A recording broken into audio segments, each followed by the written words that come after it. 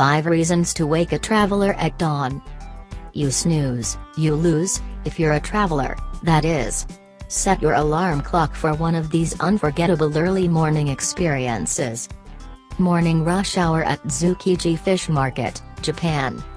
Tokyo's most famous market reaches fever pitch in the early morning. You'll be deafened as buyers holler for the best catches at the tuna auction, and you'll see frozen fish the size of grown men being hauled around with astonishing ease. If the sight of Nemo on the executioner's block hasn't tweaked your conscience, the sushi you'll enjoy nearby is among the best in Tokyo. Queues for breakfast at the famous Daiwa Sushi will be snaking around the corner by 8 a.m., so head straight there after your visit to the wholesale market. Make it happen. Register before 5 a.m. to be in with a chance of seeing the auction. Check here. Consider staying in the Chuo area, as public transport only begins from 5 a.m. Wear covered shoes, unless you want your exposed toes to be trickled with fish guts. And go easy on the sake the night before. You'll pass a number of signs warning against tipsy tourists, and you'll need your wits about you to dodge the transit vehicles on site. Spiritual silence at the Vatican, Italy. Ask most travelers about their memories of Vatican City, and legendary queues are likely to feature. This micronation in Italy's Eternal City draws crowds for good reasons. The Renaissance dome of St. Peter's Basilica is an icon of Rome's skyline, and the interior elicits gasps with its ornate reliefs and soaring columns. Inside the basilica, the bronze toes of St. Peter have been worn smooth by centuries of pilgrims' hands. Around the corner, the Vatican museums overflow with riches, the highlight being the Sistine Chapel's famous ceiling. But many travelers will only experience these sights by trudging slowly in a tidal wave of other visitors. A destination as mythic as the Vatican deserves to be experienced tranquilly, before the camera-toting hordes arrive. Make it happen. Arrive at 7 a.m. to walk the square without fighting for space, and be one of the first to climb the cupola of St. Peter's Basilica, open at 8 a.m., for views of Rome in the morning light.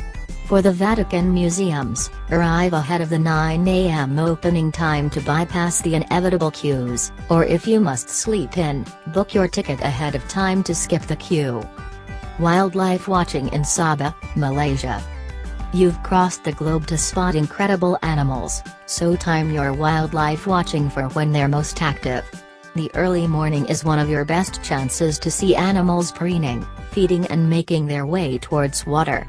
Borneo, a haven of unique fauna, is the perfect region for a dawn wildlife tour or a cruise along the Kinabatangan River to see proboscis monkeys, hornbills and crocodiles. Make it happen. You aren't Bear Grylls, you'll need a guide. A number of wildlife tours from Sandakan bundle in a dawn cruise or wildlife spotting excursion. Try Sukarine Forest Lodge, which has strong eco-credentials. For a longer trip, check out Lonely Planet's recommended wildlife tours here. Sunrise at Stonehenge, England. Photography sages say that sublime lighting is half the battle, and the shimmer of dawn will certainly make your travel pictures pop. But more crucially, seeing sights in a golden glow gives them a different context. Take Stonehenge in England. This iconic stone circle can be underwhelming to first-time visitors due to its size and location. Is that it? What do you mean it's roped off? The 4,500-year history of these stones, mysteriously erected, and drawing worship from neo-Druids to this day, can be hard to appreciate. But at first light, as a ray of sunshine glints between the stones, their history, rituals and silent grandeur need no explanation.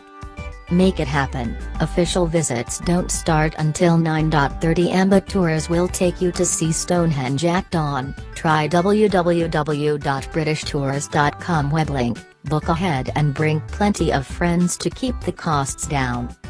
Dawn call to prayer in Fes, Morocco. Early mornings aren't all about serenity.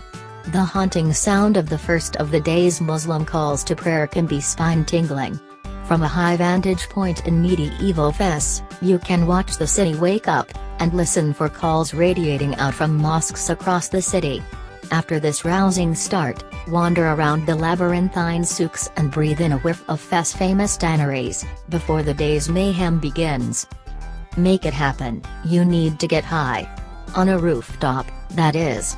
Staying in a traditional riad is a memorable way to experience Moroccan architecture. Opt for one that has an accessible roof terrace with a view of the city. Try Tiny Riad Numero 9 or the sumptuous Riad Maison Bleu.